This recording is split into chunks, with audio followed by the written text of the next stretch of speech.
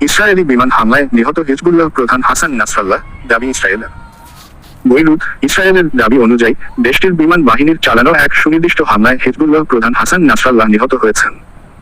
এই দাবি ইসরায়েলি সামরিক মুখপাত্র আজ এক প্রেস ব্রিফিংয়ে করেছেন। ইসরায়েলি সেনাবাহিনীর পক্ষ থেকে বলা হয়, নাসরাল্লাহ দীর্ঘদিন ধরে ইসরায়েলের বিরুদ্ধে সন্ত্রাসী কর্মকাণ্ড চালিয়ে যাচ্ছিলেন এবং হিজবুল্লাহকে নেতৃত্ব দিয়ে লেবাননের দক্ষিণাঞ্চল থেকে ইসরায়েলে হামলা পরিচালনা করছিলেন।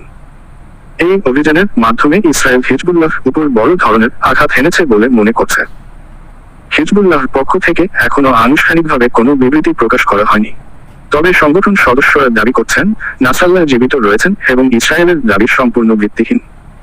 বিশ্বের বিভিন্ন পর্যবেক্ষকরা বিষয়টি নিয়ে শঙ্কিত। তাদের মতে, যদি এই হামলা সত্য হয় তবে লেবানন ও ইসরায়েলের মধ্যে নতুন করে উত্তেজনা বৃদ্ধির আশঙ্কা রয়েছে।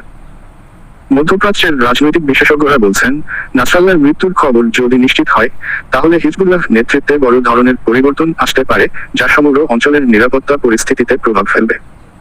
ইসরায়েলি সূত্রগুলো থেকে পাওয়া তথ্য অনুযায়ী এই অভিযানটি ইসরায়েলি গোয়েন্দা সংস্থা মোসাদের তত্ত্বাবধানে পরিচালিত হয়েছে।